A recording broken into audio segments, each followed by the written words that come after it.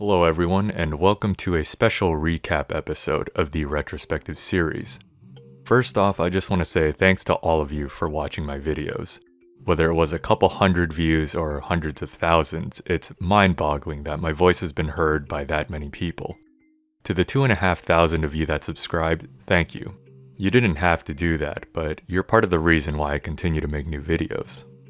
When making that Battlefront video, I had maybe 60-something subscribers. I was just making a video about 2 video games that I love. I didn't care how many people watched it. However, with some of the other episodes, at times I did start to worry about whether or not people would watch and enjoy them.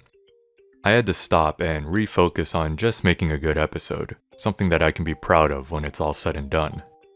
A lot of my free time went into playing these games, writing the scripts, and editing the videos. I wanted to keep this series going, but after working on the last few episodes each month, I've come to realize that it's just too much for me to be doing all the time. Of course, I want the channel to grow, but I also want to enjoy making the content. Whenever I was doing something else in my free time, I felt guilty, like I should be working on these videos instead. For the time being, I'm going to be taking a break and reevaluating what I want to do with this channel. This kind of puts me in a difficult spot because I know a lot of people subscribed because they like these game retrospectives. I've had some ideas for videos on other topics, but I've had to put them on hold since all my attention was dedicated to doing these retrospectives. This may seem a little dramatic given that I've only made 6 episodes, but I just wanted to give you guys a heads up on what's going on. I won't completely give up on making these, but I'll need some time to figure some things out. With that out of the way, one of the reasons I wanted to make this recap episode was to go back to 2 episodes in particular, the Battlefront episode and the Bounty Hunter episode. These 2 got the most views and comments, and there was a lot of stuff that I missed in these games. Let's start with the Battlefront episode. Again, thanks to all 400,000 of you who watched this video. That is a scary amount of people. We'll start with the Battlefront 1 stuff first. One of the things I got wrong was that the recon droid actually calls in an orbital strike in this game. They changed it to be an explosion in Battlefront 2, as well as removing the ability to move around after triggering the detonation. I also noted that only the sniper gets the scoped view, but if you play the game in first person, every gun gets the scoped view. Some of you have also pointed out that I can simply look up an activation code online, as there was no DRM tech back then that would prevent multiple uses of the same code. I appreciate that, but I actually have repurchased many of the games on Steam. During every big Steam sale, they're usually only a couple bucks. It's way more convenient, plus my current PC actually doesn't have an optical disk drive. The Jawa NPCs on Tatooine can actually heal CIS droids. In Battlefront 2, they don't appear to do this, even though they're still capable of building turrets. The first-person interiors were also less detailed on the PS2 compared to Xbox and PC. Unfortunately, I can't find any footage of this, but I do remember this being a thing. As for Battlefront 2, they completely removed the interiors and cockpits. Many people have also commented about the whole killing heroes thing. Based on everything that I can find, there doesn't appear to be any proof that you can outright kill a hero with damage alone. Like I said in the video, when reinforcements hit a certain threshold, the hero will simply drop dead. So if you're in the process of shooting them, it may look like you killed them, but it wasn't actually the case. I also didn't talk about the Sarlacc pit on Tatooine Dune Sea. Pushing a hero into there is another way of killing them. Between the 2 games, I also didn't talk about the AI difficulty. On normal, both games are pretty easy, but on hard, Battlefront 1's AI is significantly better. Not only do they path better, as some of you have mentioned, but they tend to lock onto you much faster than in Battlefront 2.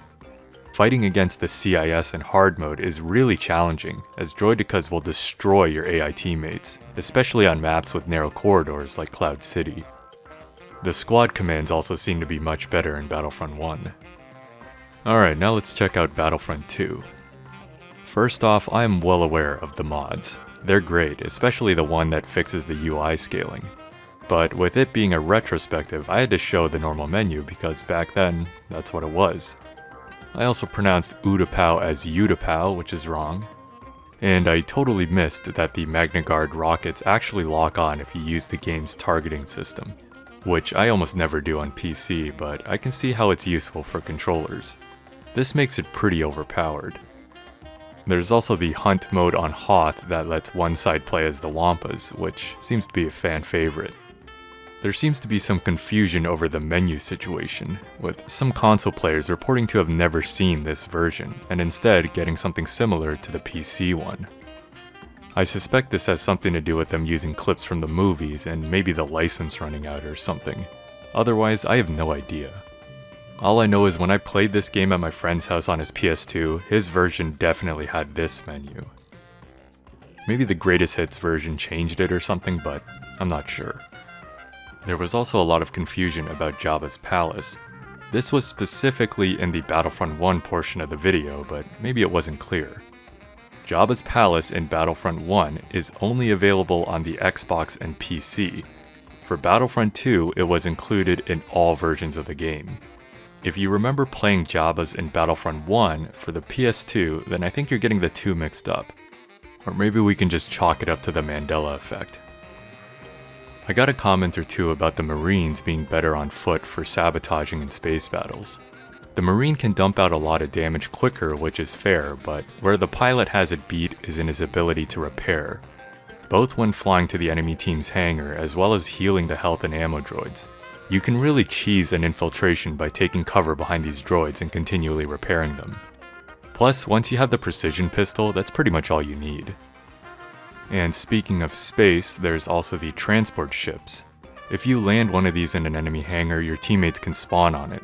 Very useful, especially in online play. Battlefront 2 also introduced health bars. I personally think they're pretty useful, especially when fighting a Droideka for example. It's nice to see how much shield health it still has. I understand some people might prefer how it was in Battlefront 1 though.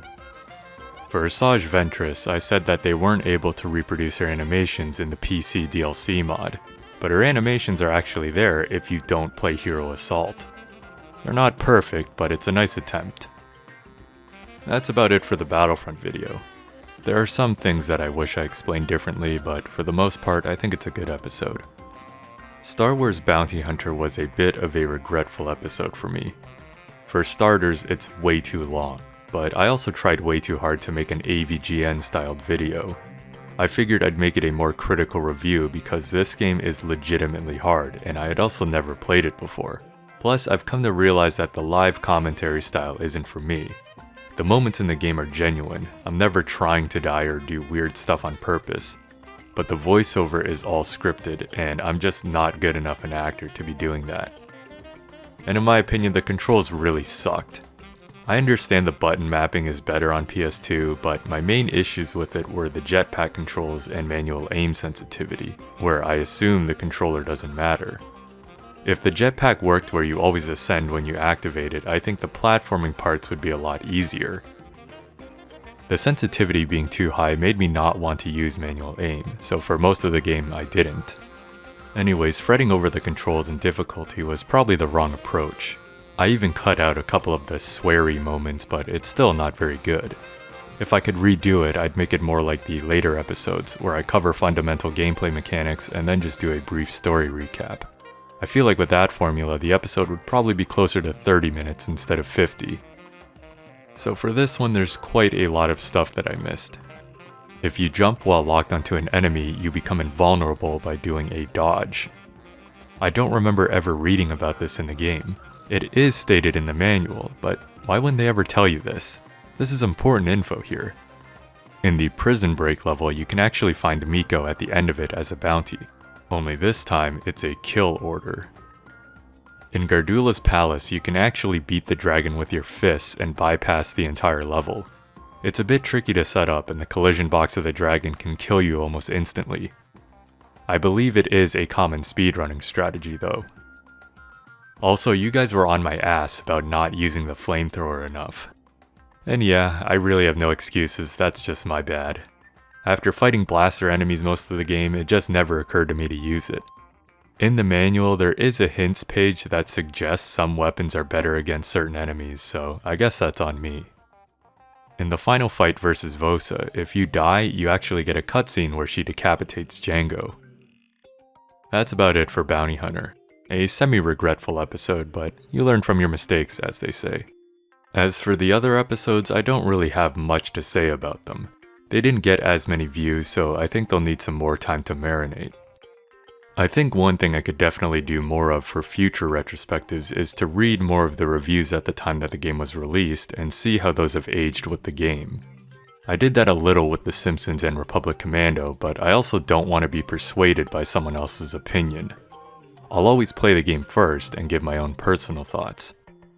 I don't know, maybe this isn't a good idea. Feel free to comment and let me know what you think. It might be a while until the next episode, but I'll still be monitoring the channel for recommendations and comments. I might make a video here or there on some of the other topics I've had ideas for, but if you don't want to stick around for those, I understand. No hard feelings. Unfortunately, the kind of content I'm making isn't something you can just crap out overnight. But for those of you willing to wait, thank you and see you soon.